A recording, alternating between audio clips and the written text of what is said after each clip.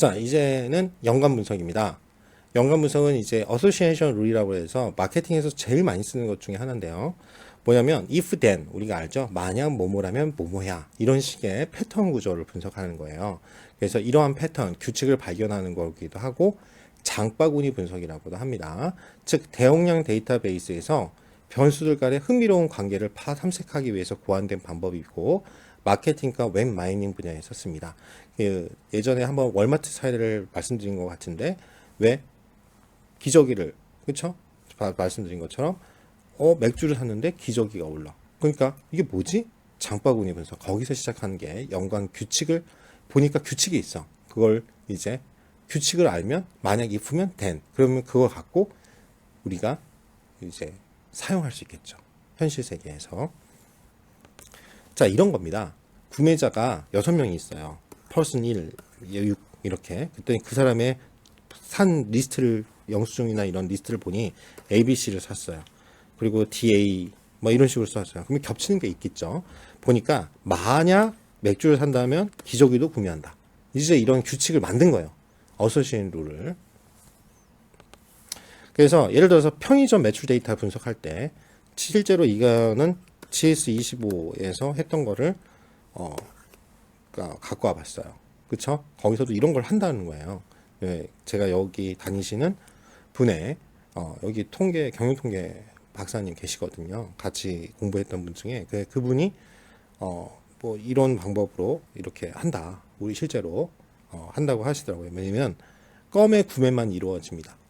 근데 맥주 구매는 과자 구매로 이루어지는 경우가 많습니다. 자, 그렇죠? A만 이루어져요. 상품 B면 B는 뭐예요? D로 뭐 C로 가요. 과자는. 그러면 남성이 금요일에 맥주를 구매하는 경우 소주를 같이 사는 경우가 많습니다. 이런 데이터를 분석을 했어요.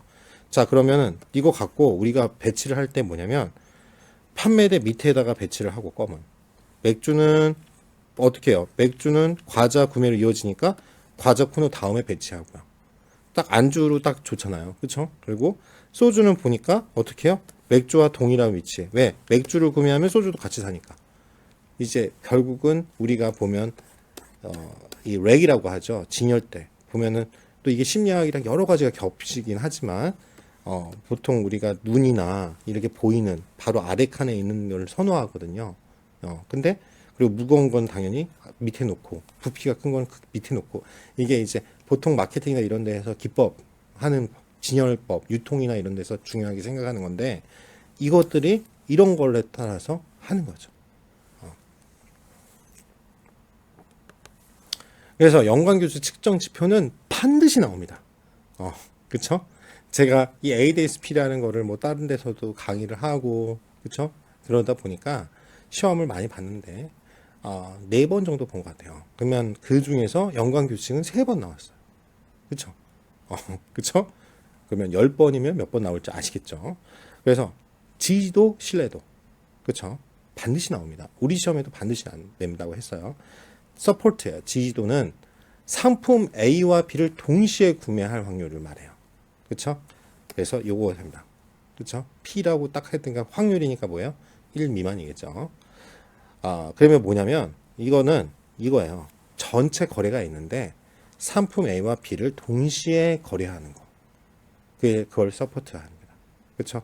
전체 그래서 어찌됐든 A와 B하고 동시에 판매가 되니까 충분히 얘하고는 연관이 있어. 그렇게 말할 수 있죠. 지지할 수 있어요. 자, 그러면 신뢰도, 컨피던스는 뭐냐면 A가 구매되면 if면 then B가 구매돼. if then이에요. 그걸 신뢰돼요. 이거면 우리 공식 이거 아시잖아요? 이거 하는 거야. 그러면 뭐냐? A가 포함된 거래 중에서 A하고 B가 동시에 돼. 자, 그러니까 차이가 뭐예요? 이 분모가 틀리죠. 하나는 전체 거래수가 에서 A와 B가 동시에 하는 거고 신뢰도는 뭐예요? A만 포함돼. A가 되면 그 중에서 동시. 그게 신뢰도입니다. 자, 그럼 향상도 리프트는 뭐냐면 상품 A를 구매한 사람이 B를 구매할 확률과 A와 구매와 상관없이 B를 구매할 확률. 그러니까 뭐냐면 뭐 사람이 구매하든 안 하든 이거는 구매한다. 이거예요. 그쵸? 그러니까 향상도가 높아졌다. 그 말은 결국 뭐냐면 여기 보세요. 이렇게 따를 수 있죠.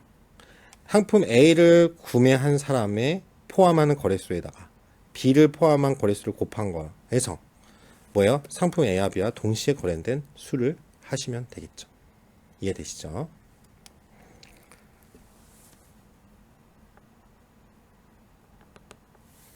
그래서 요거가 시험에 많이 나오는데요. 뭐냐면 만약 A하고 B가 독립이잖아요. 그러면 우리가 독립일 때는 이렇게 쓸 수 있죠. 그쵸? PA 곱하기 PB. 그러면 리프트는 이렇게 날 수 있어요. 그쵸?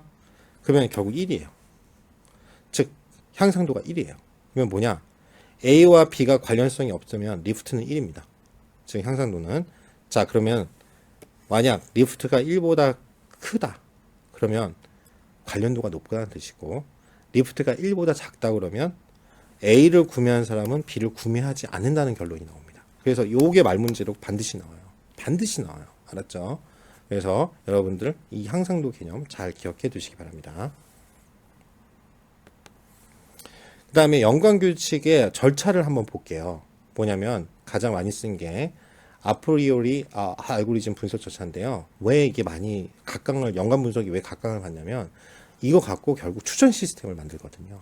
그쵸? 그래서 뭐냐면 첫 번째 최소 지지도를 설정합니다. 그 서포트 아시죠? 전체 거래 중에서 딱 A하고 B가 동시에 구매할 확률. 그쵸? 그러니까 최소 지지도를 우리가 설정하고 개별 품목 중에서 최소치를 넘는 모든 항목을 찾습니다. 이 알고리즘이요. 그래서 찾은 개별 품목만을 이용해서 최소치를 넘는 두 가지 품목 집합을 하는 거예요. 그 다음에는. 그렇죠? 그 다음에 찾은 품목 집합을 이제 결합해요. 그래서 최소 지지도를 넘는 세 가지 품목 집합을 찾습니다. 이해되시죠? 그 다음에 이걸 반복으로 해요. 그래서 최소 지지도가 넘는 빈발하는 품목을 찾는 그런 기법입니다. 그래서 이거는 뭐 실습하면 참 좋은데 결과만 말씀해 드릴게요. 이 아프리오 명령을 이용해서 연관 규칙을 생성하면 생성한 결과를 inspect rules라는 명령어에 의해서 정리가 되고, 그러면 플랫 해가지고 그룹별로 보여줘 하면 그림이 그려지겠죠. 그래서 이렇게 그려집니다. 그렇죠?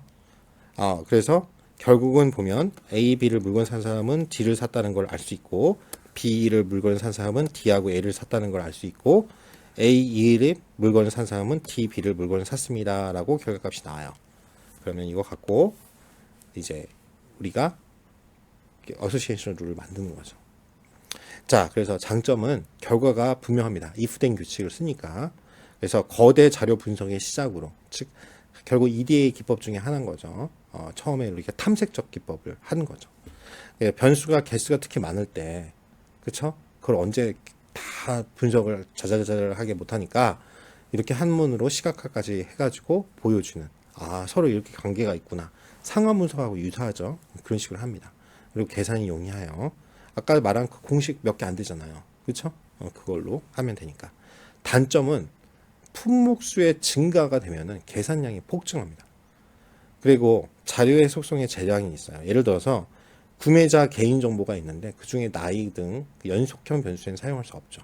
그렇죠. 그게 이제 문제고, 우리가 적절한 품목을 결정하기는 자체가 어렵습니다. 그리고 거래가 드문 품목에 대해서는 정보를 찾기가 어렵다는 그런 단점이 존재합니다.